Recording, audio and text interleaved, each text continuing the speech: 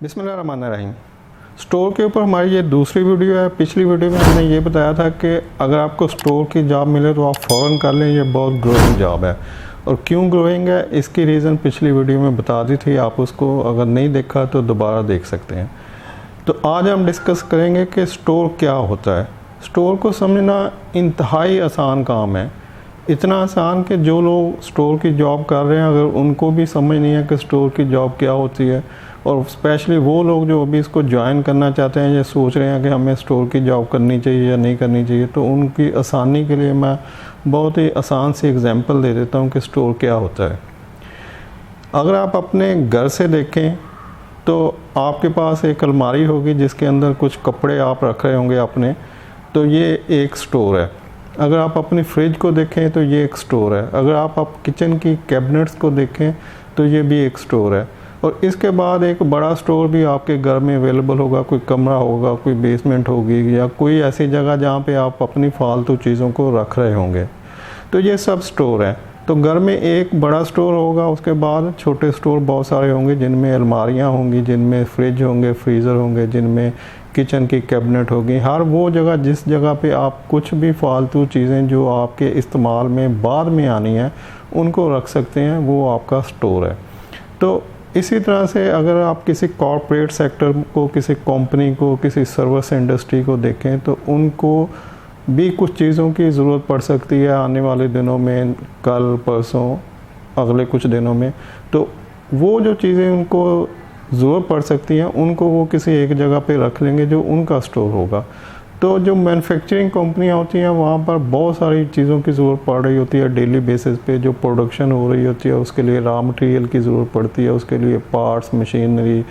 कुछ small scale hand held machinery की ज़रूरत पड़ती है, या जो भी उस कंपनी को डे टू डे एक्टिविटी करने के लिए, प्रोडक्शन करने के लिए उसके पास जो लोग काम कर रहे हैं वो 100 लोग हो सकते हैं, 200 लोग हो सकते हैं। तो वो जो लोग काम कर रहे हैं उनकी जो ज़रूरियात है उनको पूरा करने के लिए जिन चीज़ों की ज़रूरत पड़ती है वो स्टोर में अवेलेबल होती हैं, उनका स्टॉक स्टोर में रखा जाता है। तो उस स्टोर के अंदर जो लोग काम कर रहे होते हैं वो उस स्टोर की जॉब कर रहे होते हैं। तो अगर आप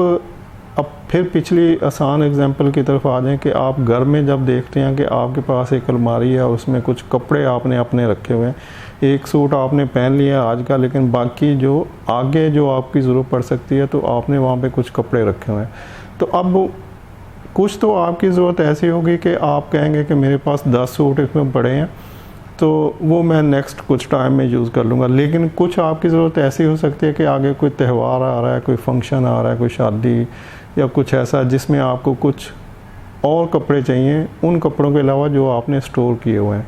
तो अब आप क्या करेंगे कि आप प्लान करेंगे कि ये मैं किस तरह के ड्रेसिंग आगे क्या कितनी ख़रीदनी है, किस तरह की ख़रीदनी है। तो ये जो प्लानिंग है आपकी,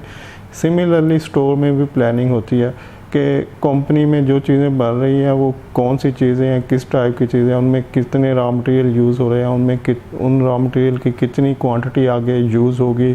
तो उसको हम कैसे डिमांड करनी है, उनकी अरेंजमेंट कैसे करनी है। तो ऐसे जैसे आप अपने लिए कपड़ों की अरेंजमेंट करते हैं कि प्लान करते हैं कि मुझे अगले फंक्शन के लिए कितने सूट चाहिए और किस तरह के चाहिए, तो सिमिलरली कॉर्पोरेट सेक्टर में भी आपकी जो जॉब होगी, जो मैन्युफैक्चरिंग यूनिट में स्टोर के अंदर, तो वहाँ पे भी आप उस कंपनी के लिए प्लान कर रहे होंगे कि इसको आइंदा कौन कौन सी चीज़ें चाहिए और उसकी आप प्लानिंग कर रहे होंगे।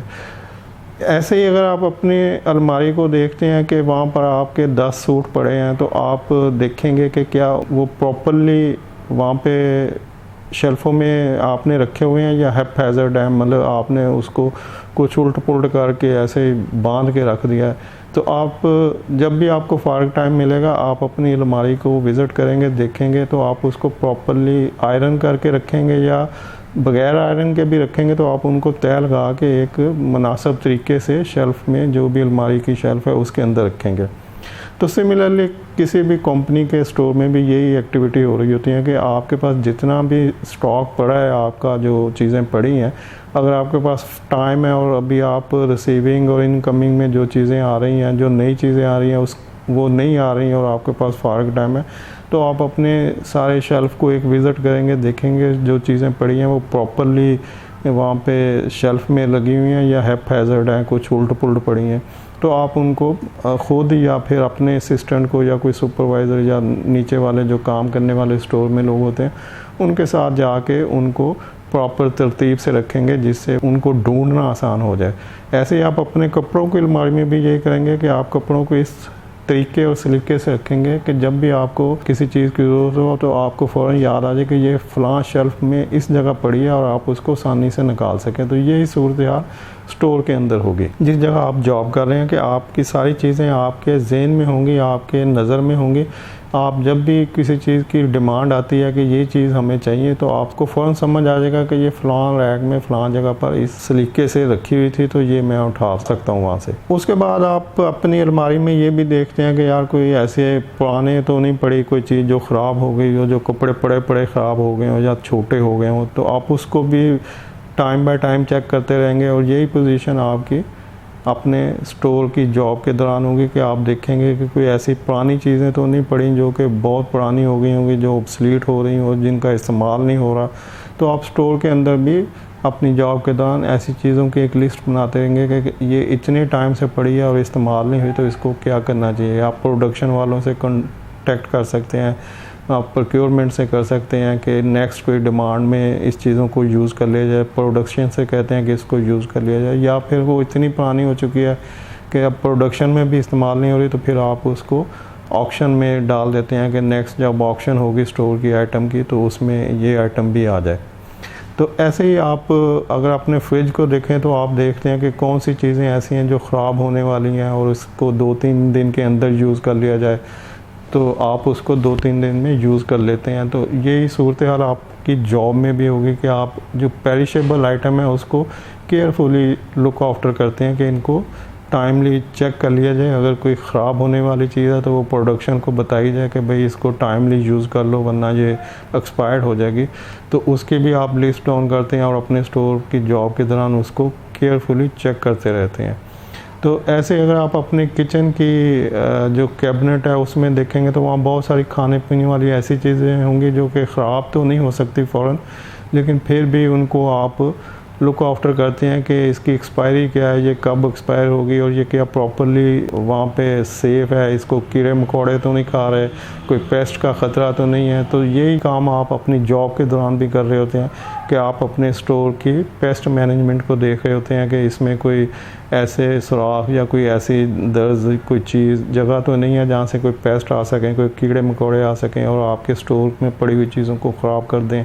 डैमेज कर दें। तो आप स्टोर की पेस्ट मैनेजमेंट को प्रॉपरली मैनेज कर रहे होते हैं कि यहाँ पे प्रॉपरली स्प्रे करवा दिया जाए, उन सुराखों को या जगहों को फिल कर दे जहाँ से कोई पेस्ट आ सकते हैं।